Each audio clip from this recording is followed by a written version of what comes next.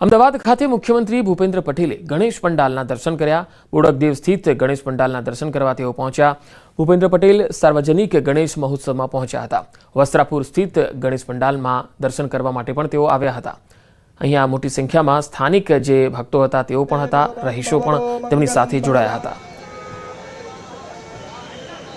તો સીએમ ભૂપેન્દ્ર પટેલે બોડકદેવ અને વસ્ત્રાપુરમાં અલગ અલગ ગણેશ પંડાલોમાં દર્શન કર્યા હતા। ગણેશજી ને સમક્ષ શીશ ઝુકાવ્યું હતું અને સાથે જે ભક્તો હતા, ગણેશ પંડાલના જે આયોજકો હતા તેમની સાથે ટૂંકો સંવાદ પણ કર્યો હતો। મુખ્યમંત્રીના આગમનથી સ્થાનિક લોકોમાં પણ આનંદનો માહોલ જોવા મળ્યો।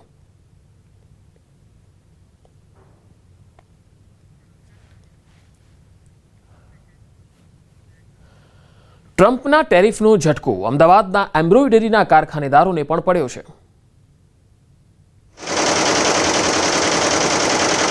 કાપડ ઉદ્યોગ માટે એક સમયે માન્ચેસ્ટર કહેવાતા અમદાવાદમાં આજે એમ્બ્રોઇડરીના કારખાના બંધ કરવાની નોબત આવી ગઈ। અમદાવાદનો એમ્બ્રોઇડરી ઉદ્યોગ મંદીમાં સપડાયો। શહેરના નિકોલ, બાપુનગર, વસ્ત્રાલ, નરોડામાં એક સમયે એમ્બ્રોઇડરીના મશીનોનો અવાજ દૂર દૂર સુધી કાનમાં ગુંજતો હતો, પરંતુ હવે સ્થિતિ બદલાઈ ગઈ છે। હવે આ મશીનનો અવાજ ધીરે ધીરે બંધ થઈ રહ્યો છે। તેમાં પણ હવે અમેરિકાએ ભારત પર નાખવામાં આવેલા 50% ટેરિફની અસર પણ ધીમે ધીમે થવા માંડી છે। ટેરિફની સૌથી વધુ અસર હીરા ઉદ્યોગ પર થઈ છે, જેની સાથોસાથ હવે એમ્બ્રોઇડરીના કારખાના પણ બંધ થઈ ગયા છે। આવા જ એક એમ્બ્રોઇડરીના કારખાનેદારનું કહેવું જોઈએ કે તેમને અગાઉ 12 કારીગરો હતા, હવે તેના સ્થાને ફક્ત 2 જ કારીગરો હતા। તો અગાઉ ક્રેડિટ પર ધંધો ચાલતો હતો અને આજે રોકડથી વેપાર થઈ રહ્યો છે। ટ્રમ્પના ટેરિફથી ખૂબ મોટો ઝટકો પડ્યો હોવાનું પણ કારખાનેદારોનું માનવું છે। એક સમયે નવરાત્રિમાં રેડીમેડ જબ્બાઓ સૌથી વધુ રાજ્યભરમાં અને રાજ્ય બહારથી વેચાતા હતા, પરંતુ આજે 24 કલાક ધમધમતા કારખાનામાં મંદી જોવા મળી રહી છે।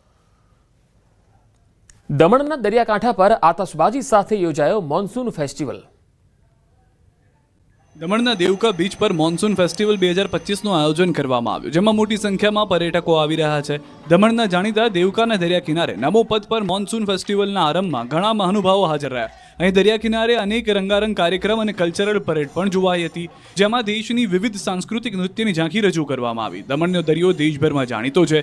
દેશના ખૂણે ખૂણેથી પર્યટકો દમણની મુલાકાત લે છે। આજે છેલ્લા કેટલાક વર્ષોથી ચોમાસાના માહોલમાં દરિયા કિનારે મોન્સૂન ફેસ્ટિવલનું આયોજન કરવામાં આવે છે।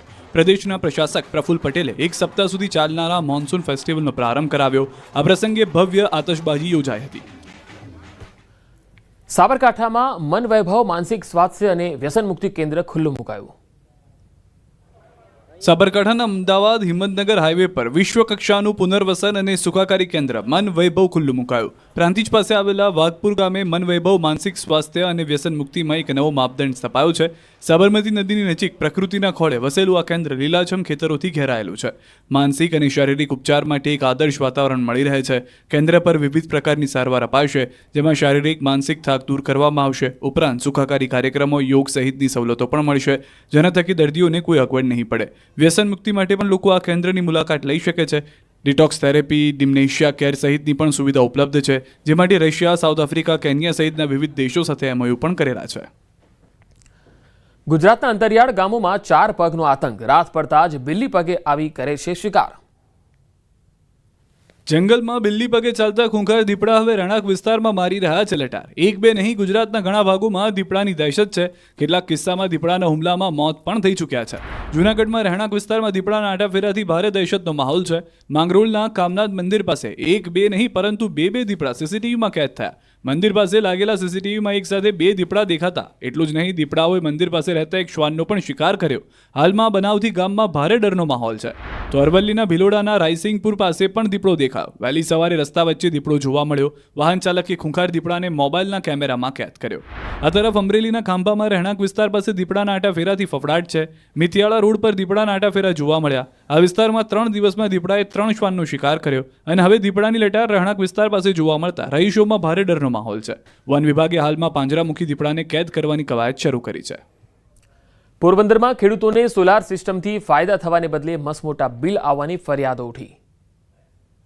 લોકો સૌર ઉર્જા તરફ વળે તે માટે સરકાર દ્વારા સૂર્યશક્તિ કિસાન યોજના બહાર પાડવામાં આવી છે. આર્થિક ફાયદા સાથે વીજળી મળી રહે તે માટે સરકાર દ્વારા સબસિડી પણ આપવામાં આવી. તે માટે પણ રાણાવાવ તાલુકાના આદિત્યાણા ગામે આવેલા યોગેશ્વર ફીડરના 68 જેટલા ખેડૂતોએ 5 હોર્સ પાવરથી લઈને 12 હોર્સ પાવરની સોલાર સિસ્ટમ તેમના ખેતરમાં લગાવી છે. આ સોલાર સિસ્ટમ માટે તેઓએ 15,000થી લઈને 50,000 સુધીના ચેક પણ પીજીવીસીએલને આપ્યા હતા. તે સમયે કહેવાયું હતું કે 5 હોર્સ પાવરની સિસ્ટમમાં ઓછામાં ઓછા 9,000 યુનિટ જનરેટ થશે, જેનું તેઓને વળતર આપવામાં આવશે. ત્યારે ખેડૂતો આક્ષેપ કરી રહ્યા છે કે પીજીવીસીએલ ખેડૂતોને સારસ્વત કંપનીના ત્રિપક્ષીય કરાર પર 80% ખેડૂતોની બોગસ સહી કરીને કરાર કરાયા છે.